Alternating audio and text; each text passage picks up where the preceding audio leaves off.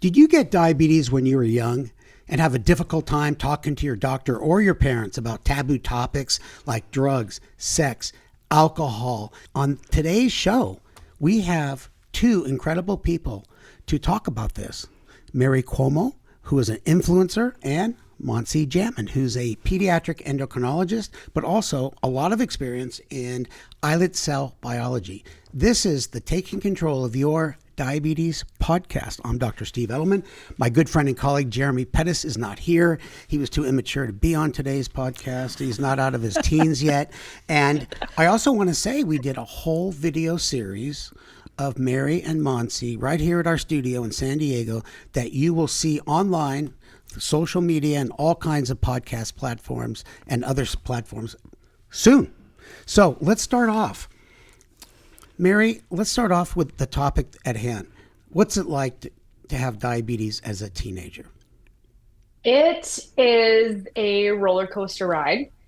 I feel like once I got into my teens, it was definitely not, my full focus. And it was more, I feel like as a teen, I almost acted like I didn't have diabetes.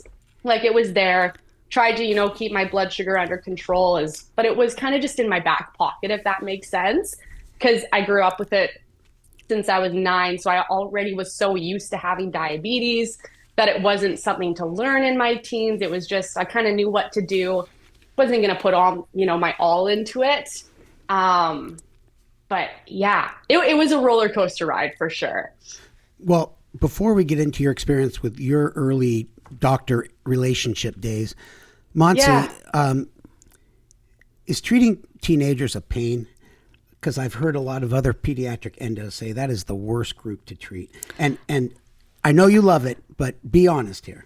I'll be honest. It's not. Actually, it's the fun stuff. I learned so much from the teenagers, and it's because they want to push boundaries, and they should. They should be teenagers. And that's the entire role of being a teenager. I pushed all boundaries possible. And I expect nothing less from someone with type 1 diabetes.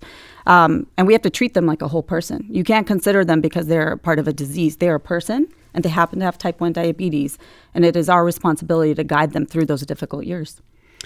We were talking before we started the podcast, Mary, that I wish Manasi was my doctor when I was diagnosed. So it's a long story, but when I was diagnosed at 15, a doctor who took care of me was an oncologist.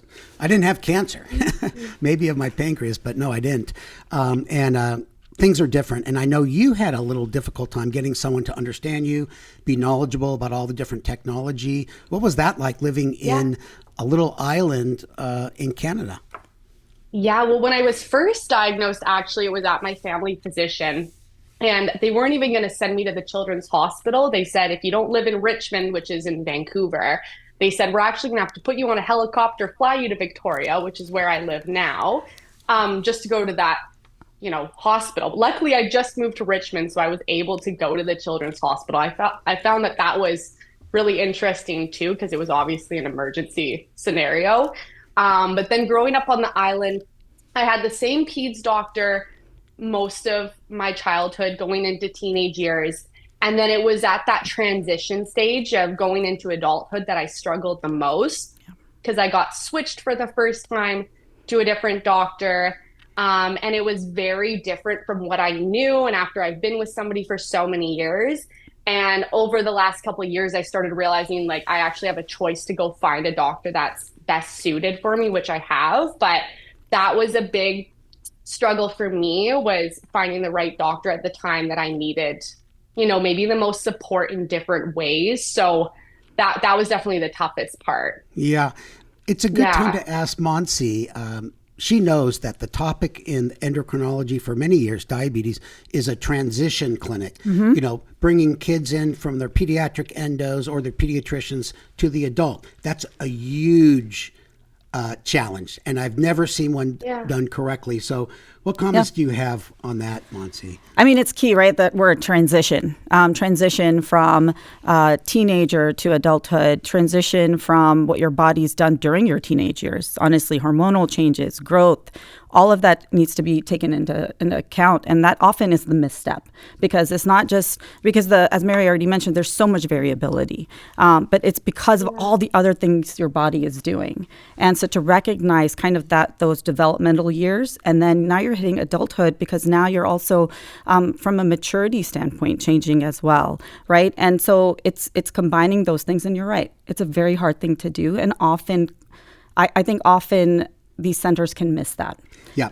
Well, everyone has good intentions, but spare everyone on the listening the details of the bureaucracy of universities. Who's going to pay the salaries? How's it going to work? But I do know a lot of young adults that come to us from the pediatric endocrinologist. They're not used to doing things themselves.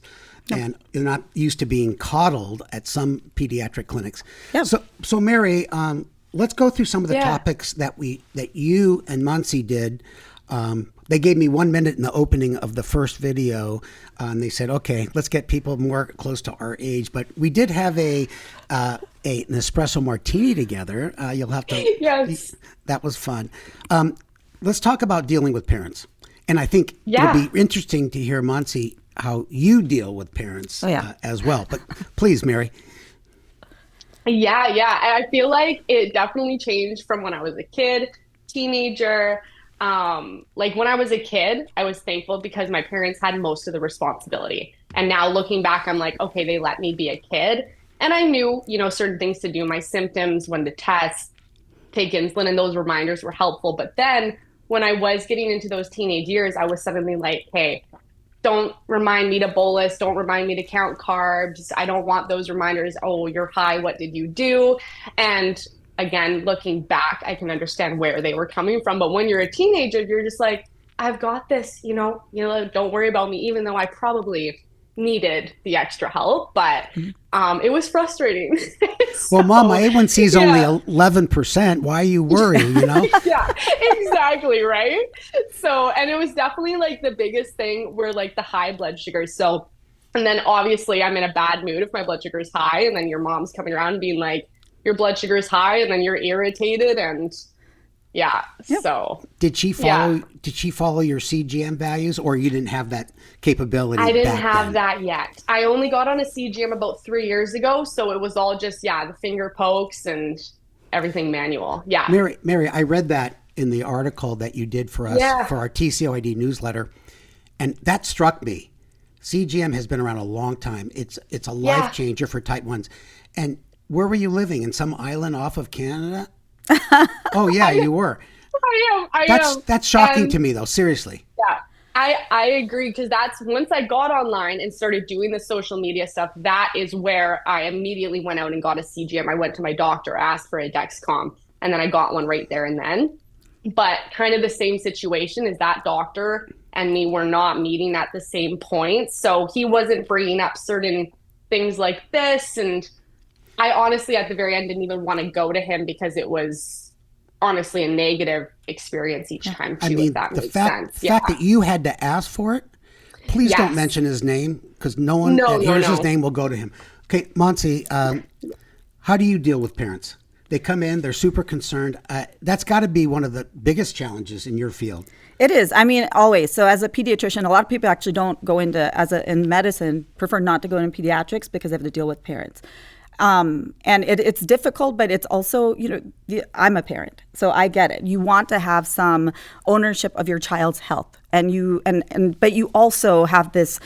It's interesting, right? So as a kid under 10, say, you have full ownership, and then they're growing, they're teenagers. You want to instill some autonomy, and so as a parent, that's what you're struggling with. You want them to own whatever it is that they need to own, but also be there as a support system. And the line of how to let go, it's so hard. And so my role in pediatrics as a pediatric endocrinologist, especially with my patients, is to make sure that I help them through that struggle, because not only are they struggling, their kids are struggling. How do I want autonomy, I can manage this, but they don't fully have the skill set. So you have to be able to assess. Every person's different, every family's different, but you have to work closely. And the unfortunate thing is that not all, as Mary's had experience, have the experience or the time. Yeah, how do you deal with a parent that's just overbearing with their kids and driving the kids crazy? I'd imagine that you got feelings too. You've probably been frustrated, or have you ever lost your temper, punched a parent out, or anything? We don't talk about That's those why she's instances. not practicing anymore, everybody. No, yeah, there are definitely many moments of frustration, but at the same time, I have to take a step back and have to understand kind of why I'm frustrated. It's because they are overbearing. So that's probably what the child's feeling too. And so then you have to sit down and what parents really resonate with this data. Look at your kid. They've done X, Y, and Z. This is what their A1C looks like. They're obviously doing something right in order for this to go down, right? And then the same thing with the kid. I'd say, hey, look, you had an A1C of like 7, now it's like 9.5. Let's discuss what's happened. And let's see what we can do to bring in like family and support and what I can do to support. But you have to have this conversation. And again, you need to have the time to do so. Yeah, well, you sound like you're the ultimate. You really impressed me. Same. Mary, we should talk about transition to college and, how'd your parents let you go? But we're also going to talk a little bit about sex. And is it fair to ask you if you had sex in high school before you went to college? And how'd you deal with that? Your choice. Of course. Yeah. No, I'm comfortable talking about that. I did. And I think it's one of those things, again, I never had that conversation beforehand. Diabetes. I even wrote in the newsletter that everything I was experiencing for the first time had diabetes as an extra layer, just kind of like hanging out there. So that was a whole other thing that I didn't know how to navigate. And I didn't go to ask my doctor because it was such an uncomfortable topic to do so. Didn't want to really talk to my parents or anybody about that. So you kind of just learned as you go with certain things. And that's also uncomfortable in a way. And experience was just the only way to do it. And now I just want people to be more comfortable with asking or learning. And it's kind of like our series that we're doing is just a safe place to have those questions answered. So you used trial and error method. I did. Probably not the way you make think this means. No, that was a joke. That was a joke, Mary. Well, you listen. I can just in 10 seconds. My experience was in college, and I hid. I had needles and syringes then, no pumps, no CGMs. But I during the dating period, I hid everything as a result, my control went downhill during these dates because I didn't want to pull out a thing and prick my finger and get out an insulin bottle, and it was tough. And so I think that's one of the real sensitive areas when you're first not so sure about your own diabetes. And what kind of advice do you give kids when they go off to college and parents as well? Well, I mean, look, it's always going to be hard no matter. Sex is a hard topic. Drinking is a hard topic. Depends what you drink. Depends what you drink. Jack Daniels. I know. Marijuana, depends which state you're in, is a hard topic. And so you have to get a sense of can you talk to your pediatrician? Yes. Sometimes it's a difficult conversation. It depends who it is. If it's someone that, like Mary's had an experience with, then maybe that's not the right person because if you're already feeling a disconnect. And sometimes it's not always directly the pediatrician or PD endo, right? It could also be just someone part of their team. And that's just to help start the conversation because they're ultimately getting guidance from the endocrinologist that's part of that team as well, right? And sometimes what I recommend is, let's talk about just the pediatrician or PD endo or the endocrinologist you want to have this conversation with.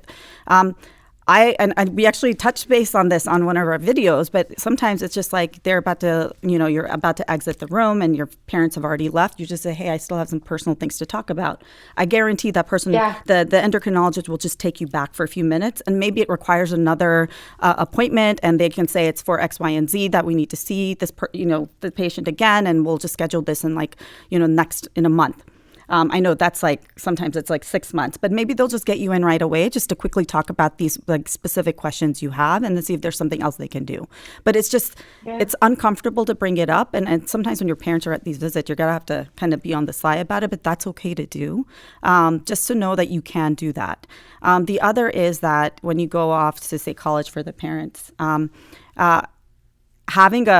just depends what your dynamics are with your family. I know it would have been horrible. My parents are first-gen Indians, and they don't think I do anything ever. And so having a conversation with them, they don't have a clue what you do. They have zero clue what I did at all. And so having that conversation with them was the most uncomfortable of my life. And so we never did.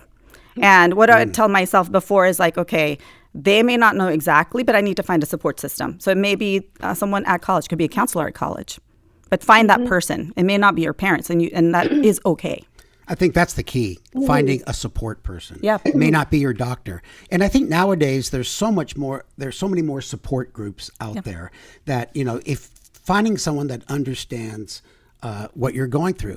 Now, just to be a little more specific, there's blood sugar control, around sex and dating. What else is there? Just like birth control issues? Though that's not really specific to diabetes. So is that just pretty much the topic? No, I mean, we're just sticking with sex. Sex is like exercise. That's how you have to approach it. So I think what you want to do, sorry, he's making me move closer because I'm not loud enough apparently. But I think you have to think of things that make practical sense, things you already know about your diabetes care. You've probably had multiple conversations about exercise, right? And so think of sex as exercise. What would you normally do with exercise? That's how you would approach sex. And that's kind of how to start this thought process of, okay, if I'm having sex, I'm going to have maybe my blood sugar will go up initially, endorphins, and then it's going to go low. And then what do I do usually to protect myself when I'm about to exercise? Where are my blood glucose parameters before exercising? What are the key things I keep next to me, like the carbohydrates? And I would say one of the best things is to have you educate your partner. Yes. Because obviously that takes a lot of stress out of it too. They can be helpful as well. What's the most embarrassing situation you've had dating with diabetes? Dating and diabetes, most embarrassing. Oh, man. If you hadn't had me, that's fine. I know I do actually have a story.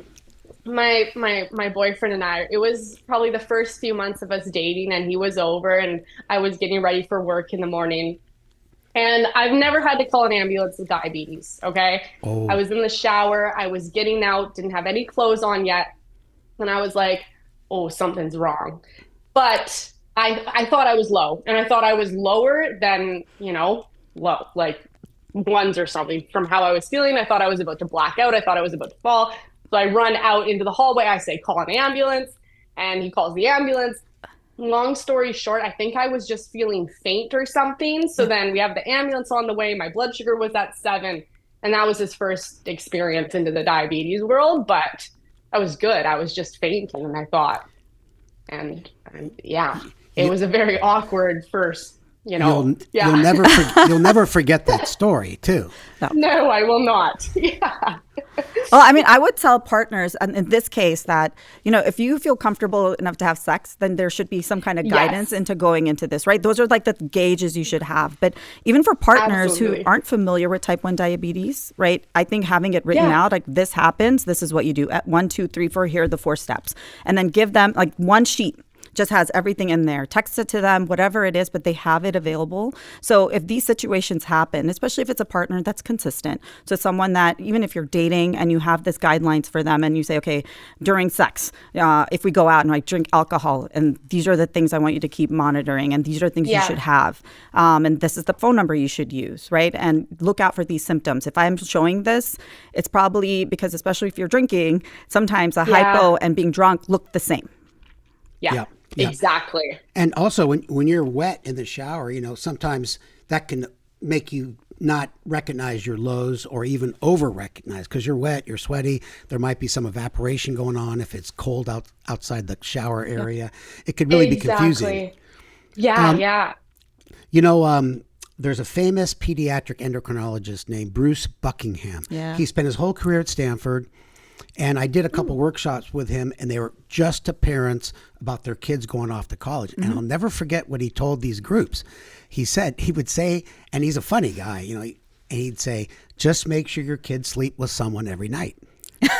And he was serious because that was the safety net. Yeah. This is before the days of CGM. Yep. And in a way, it was good advice.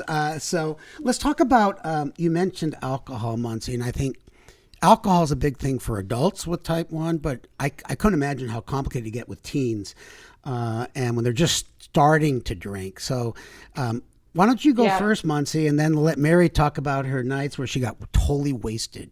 Amazing. So I think it's understanding what you're drinking.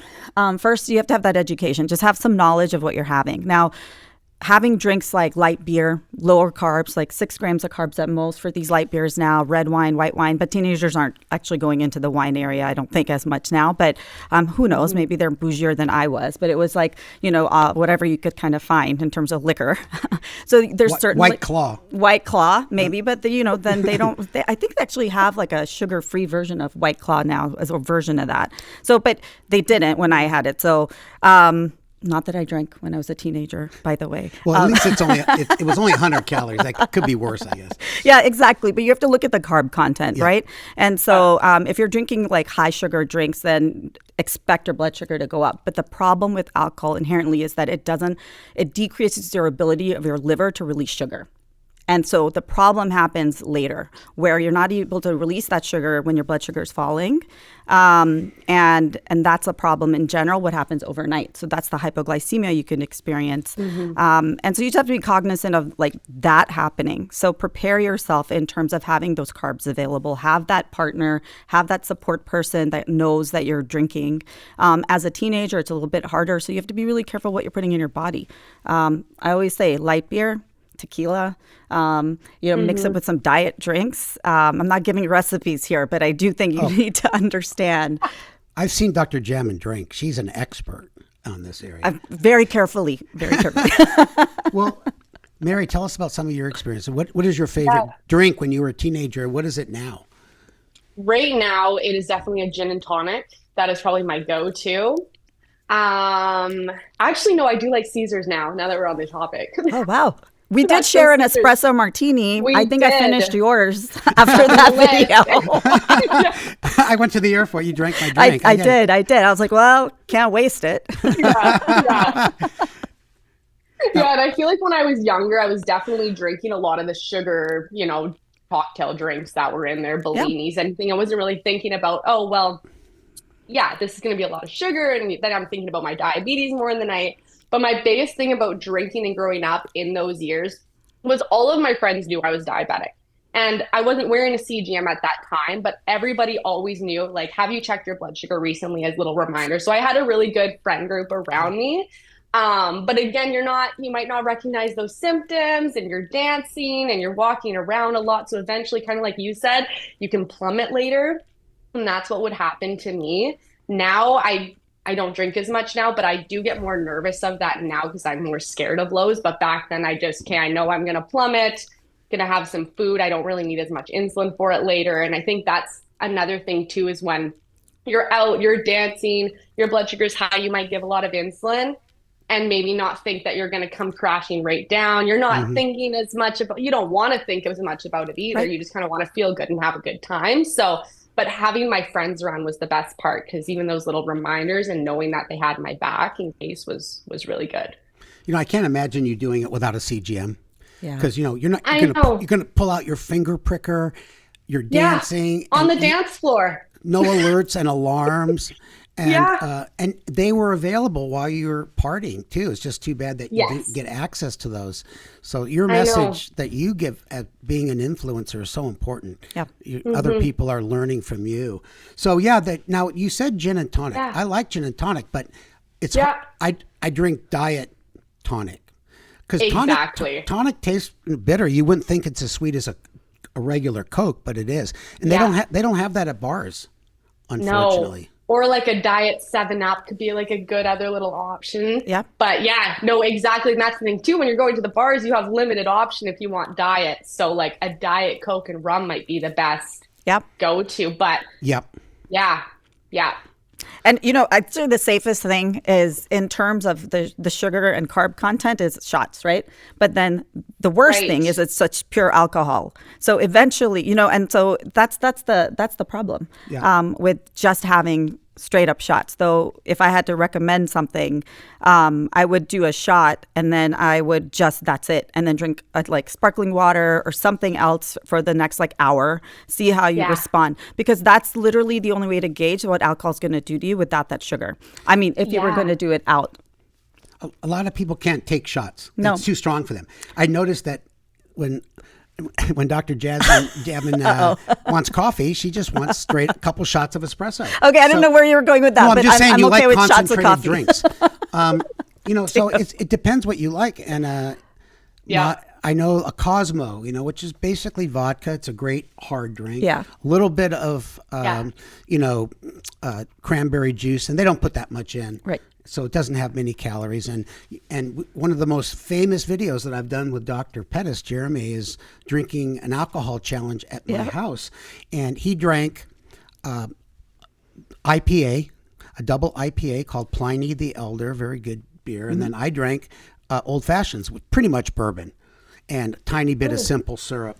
And my blood sugar didn't even budge, and he got totally wasted. And by the end of the video, his shirt was gone. He's wearing a straw hat, and we never knew what happened to his shirt. So anyway, we also talked about following your blood sugars, being with a friend, obviously not driving, stuff like that. Yeah. Basic common sense. But I think when you're a teenager, it's so hard. Teenage boys too, they're not that smart, they're immature, and they could drink way too much. 100% that's going to happen, right? Like it's almost like guaranteed at some point that you will miss the gauge of what's the level that you should stop at. And that's just being a teenager, even just a teenager without type 1 diabetes, right? And so the other thing you could think about is food. What can you do to offset it? So have a good mix of carbs and protein to just ensure that it breaks down over time so it offsets some of the lows that you may experience. And then plan a meal. Plan a meal a few hours after you've been drinking, just so you know. And then, what are the things that you would actually want to do is eat.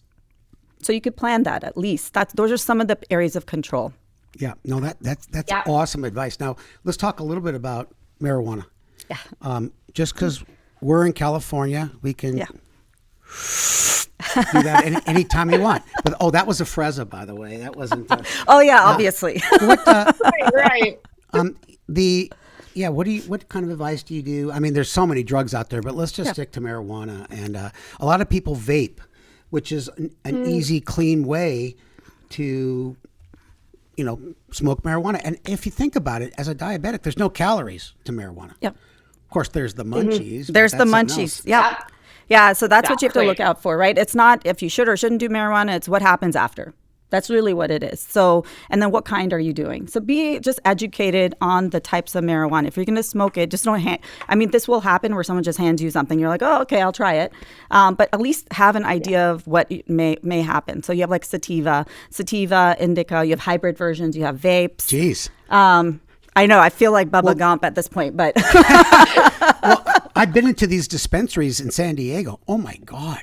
They have like 100 different types. They do. Concentrations. Then there's the gummies and all kinds of stuff. Yeah. And in California, at least in states where it's legal, there's dispensaries like this. The people who work there actually are very well informed, and so you can ask them. You can say, okay, it's okay to say I have type 1 diabetes. If they don't know it, then just ask them for something that won't cause a spike in your blood sugar.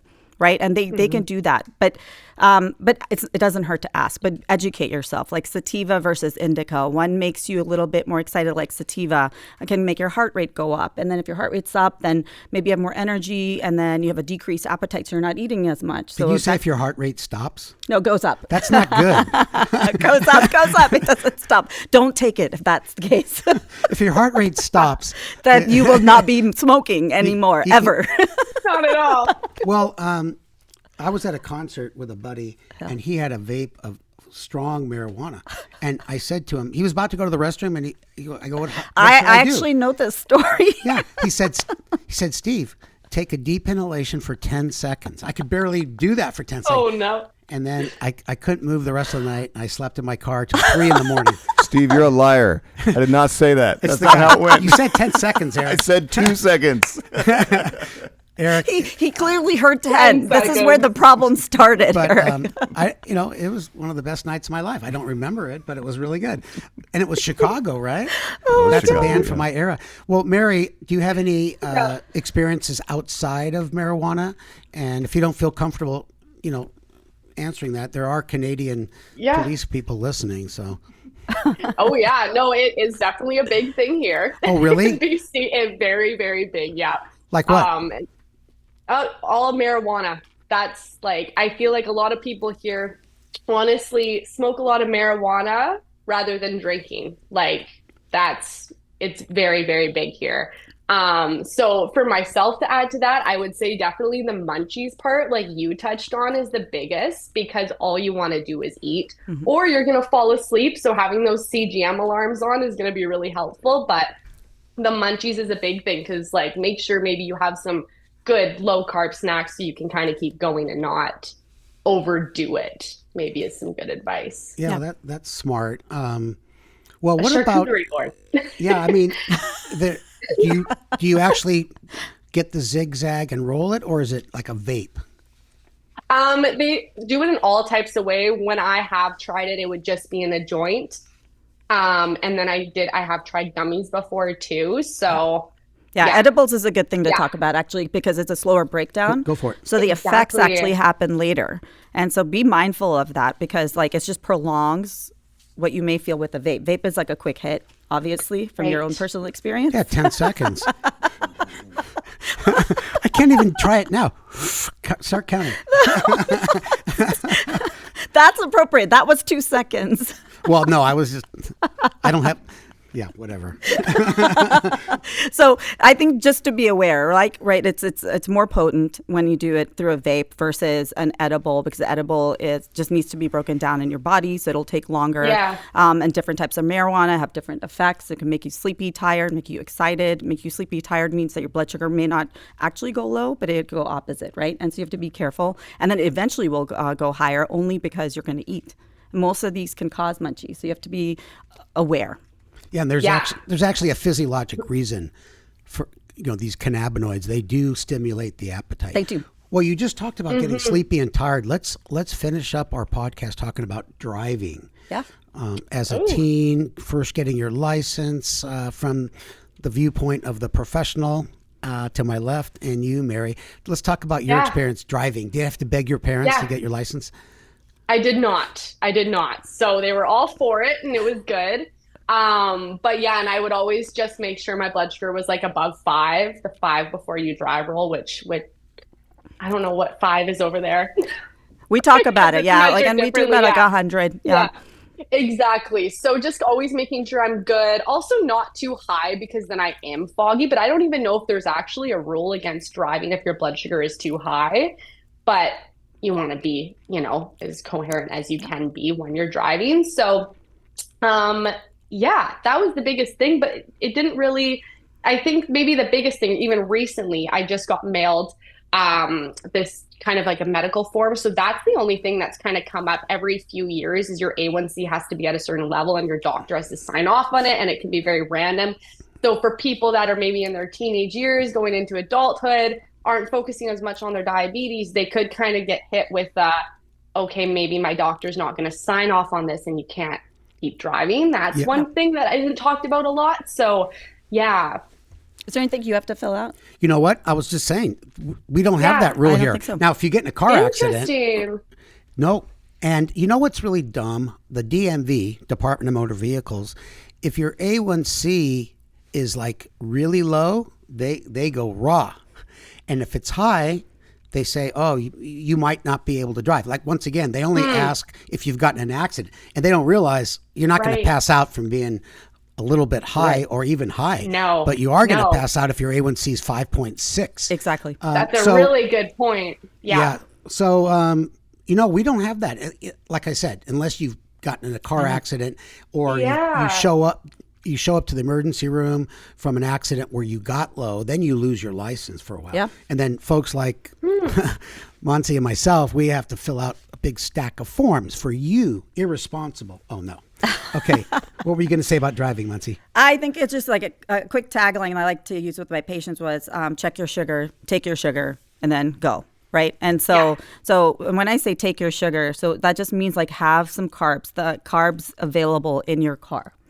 Just in case. So if you're falling, if you already know and you check what Mary said. So as long as you're like for 5 or 100 milligrams per deciliter or above and you go and you're driving, you're feeling a little pullover, but have your kit ready. Because also one thing that happens is when you're low, obviously there's confusion. It depends how low you are. So what I actually recommend is a first aid kit in the car that's just for your diabetes. That's more of for driving diabetes, right? And so you have like step 1, you write yourself a note. These are the things you should do, just so it's very clear. There's 3 things. Step 1, take this here and label it very carefully in this kit and just keep it in your car. Stuff that'll be quick acting and easy for you to read, and it's precautions you've taken so that no matter what, it's guaranteed you'll understand it. You're a list person. This is like the 3rd list. I love lists. Suggesting that. I love lists, and I think it's because when you are actually low, you cannot think straight, right? And these are, and I actually got these lists from parents and patients. These are not my list. This is a list that I've collected over years from the people that I serve. Her car, you should see it. Right. It's all these stickies across the. That is definitely my desk and my life. No, I'm talking about the car, the steering wheel. Oh, the steering. Turn right. Move the wheel this way. You know what? Use whatever you want to remind yourself. So, I want to remind everybody about our video series that we did with Mary and Muncie that will be showing, or may be showing by the time this podcast airs, and it's a lot of fun. And I wish I was here the whole time, but they kicked me out of the office, and those guys took over our studio. Now, let's close up with some final comments. Why don't you go first, Muncie? And as from your viewpoint, how important is this topic, and what kind of final words could you say to our listeners? Oh, absolutely. So first of all, thanks for having me on here. It's so important for education. And I think what you guys do at TCOYD and what Mary does for such a large audience that you both capture, because access is not always there in terms of having a physician there that you can actually vibe with, right? And that's so important in that relationship. So to have these platforms is essential for people to understand difficult topics that they can't bring up. So thank you for doing that. I think it's the most important thing you could do for patients, honestly. And I think that think about is outside of my list is what works for you. Yeah. What can you correlate with? Like an example is sex and exercise. Try to make some correlations in your practical life because that's going to help you guide you through. And then don't be afraid to ask your doctor for these questions. Try at least. Or someone that understands you and understands diabetes. Yeah. Have a support person, right? Yeah. It doesn't have to be an MD. It just has to be someone you can trust. Mary, before you give your final thoughts, I want to tell you congratulations for having 1 million followers. Thank you. I'm up to 10. Thank you. You know what? And I think it's amazing the platform you have and the influence you have. So, give us our final words and we'll say goodbye to everybody. Yeah, well, everything you both said and what you just said, Monzi, I think like for myself, this series is an amazing idea and what we're all talking about, even the podcast now, because growing up being a teen, it was kind of the same thing. Didn't want to go anywhere to get those answers, didn't really think about it, but now there's a place to kind of give those answers and also give advice on kind of where to go get those answers if you want more information. So I'm really happy that we've touched on all these subjects and I think we're going to help a lot of people. So well, thank you both. All right, everybody. Goodbye. Thank you. Thanks for joining. Thank you. Bye. Don't forget to like me. Like you. I'm going for 11, man. Like, subscribe. Subscribe. And don't forget to put your comments down there too, right, Eric?